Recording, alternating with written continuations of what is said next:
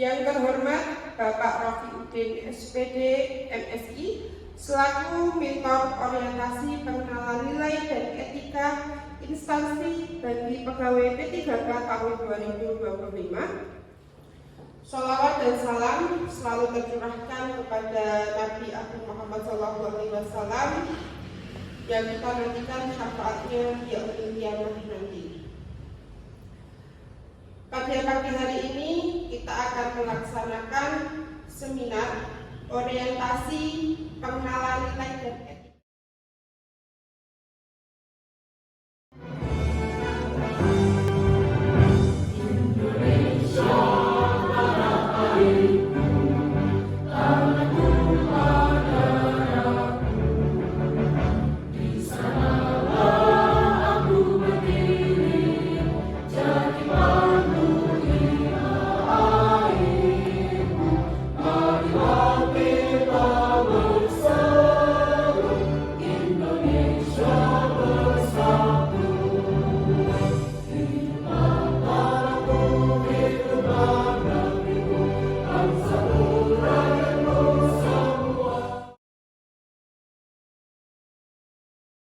Bapak Rofiuddin SPD MSI selaku mentor kegiatan orientasi pada pagi hari ini. Waktu dan tempat dipersilakan. Nah, sebagai puncak kegiatan dari FOOC Angkatan yang 9.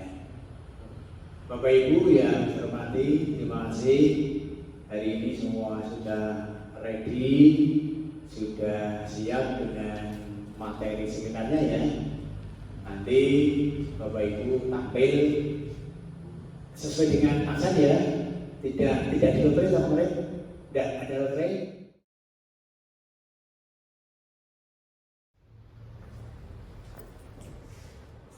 Terima kasih kepada pembawa acara yang telah memberikan kesempatan kepada saya untuk presentasi.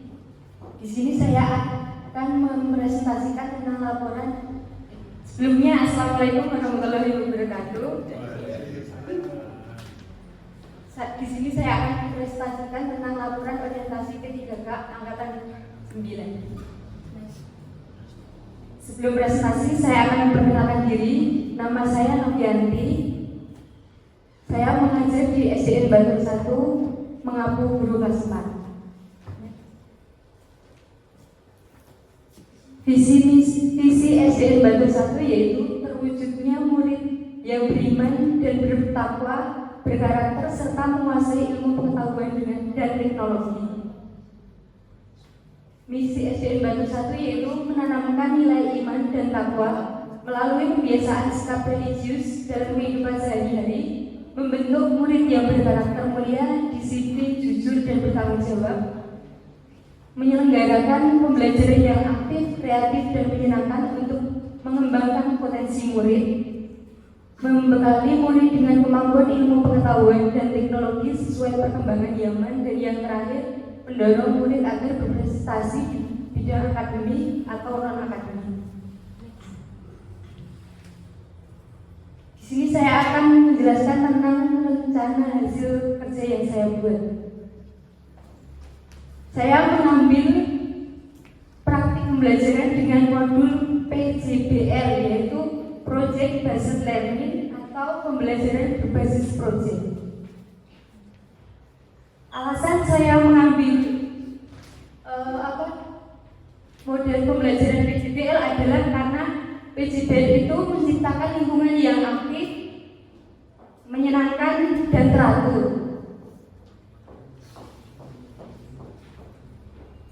Isu yang diangkat adalah kurangnya disiplin siswa dalam mengikuti pembelajaran hingga sulitnya menciptakan suasana kelas yang kondusif. Keteraturan kelas yang baik sangat penting untuk mendukung proses belajar mengajar yang efektif. Ini yaitu tahap pertamanya. Yang pertama, mengenali karakteristik gaya belajar dengan kebutuhan peserta didik.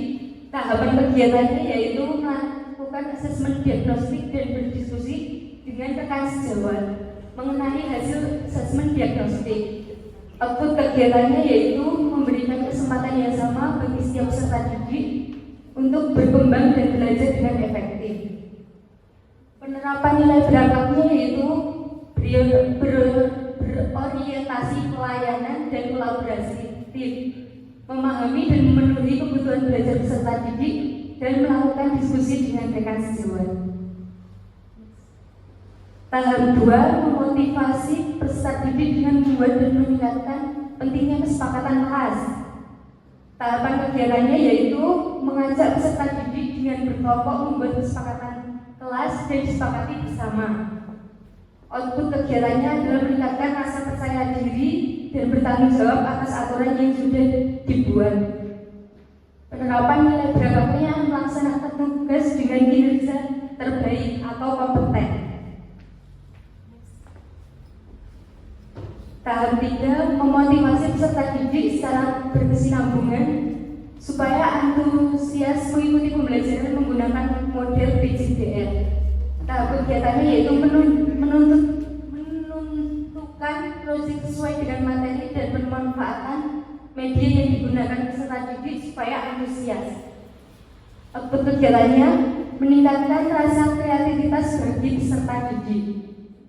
Penerapan nilai berakhlaknya yaitu terwujudnya harmonisasi pembelajaran inovatif dengan model pembelajaran atau harmonis.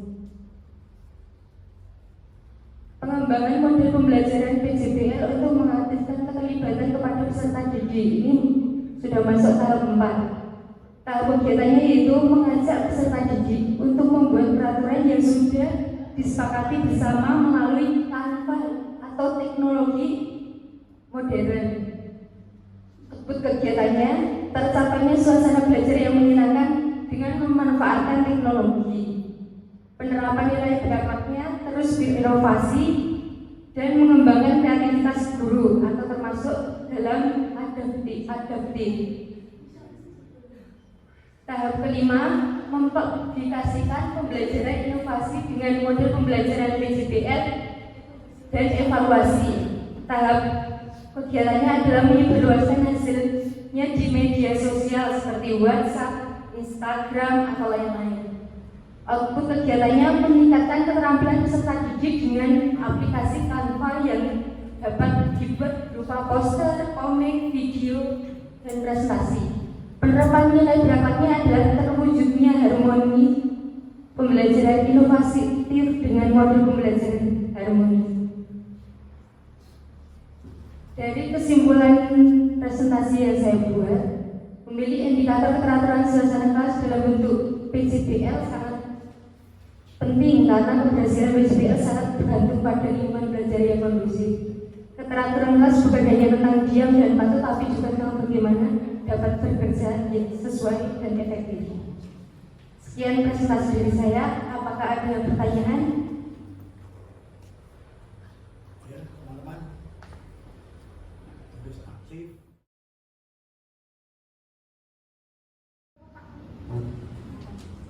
Silakan yang mau tanya, boleh angkat tangan. Ya, Bu Tasya, silakan. Terima kasih untuk Bu Novi.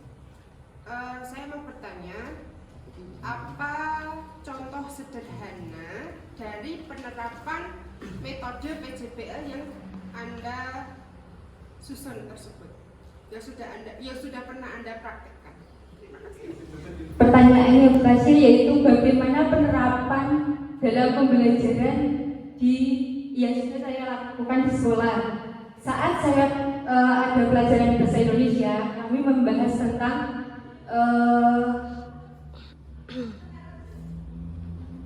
menganalisis berita hoax. Anak-anak saya minta untuk mengidentifikasi berita berbohong itu atau terus membuat cerita bagaimana berita yang benar itu bagaimana dan dituliskan gitu.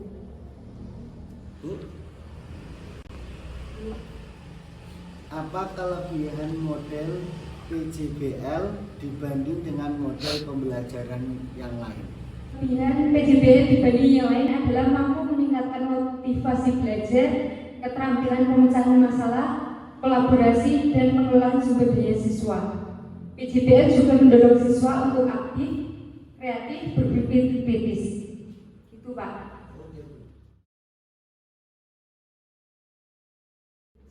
Apa itu PJBL? Project based learning. Indonesianya apa? Pembelajaran berbasis proyek. Berbasis project. Yang panjenengan ambil satu, contohnya yang berbasis project, contohnya apa? Misalkan IPAS ya Pak ya, IPAS tentang mendaur ulang sampah. Nah, anak-anak disuruh mengumpulkan sampah, terus merancang bagaimana membuat agar daur ulang itu bisa berguna. Misalkan di kelas dibuat untuk tempat pensil atau menghias kelas. Berbasis Project. itu bisa diterapkan di semua mata pelajaran. Kemungkinan bisa Pak, bahasa Indonesia bisa, IPAS bisa, Pancasila juga bisa. Artinya ini bisa untuk pendekatan semua apa ya. Iya. Jadi kelebihannya tadi di samping dengan yang lain, kelebihannya gimana? Kelebihannya kalau PJB itu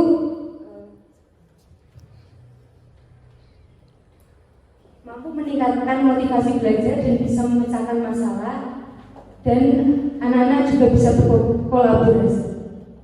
Oke, dulu. Demikian rangkaian atau kegiatan seminar orientasi P3K tahun 2025 pada pagi hari ini. Semoga apa yang telah Bapak Ibu Guru paparkan, telah Bapak Ibu Guru sampaikan, RHK-nya masing-masing, semoga dapat dilaksanakan dan diaplikasikan dengan baik di sekolah masing-masing dan membawa manfaat kepada Bapak Ibu Guru yang lain. Sebelum menutup, mari kita berdoa yang akan dipimpin oleh Bapak Nur Faiz. Demikian acara pada pagi hari ini. Saya akhiri, banyak kurang dan lebihnya mohon maaf. Wassalamualaikum warahmatullahi wabarakatuh.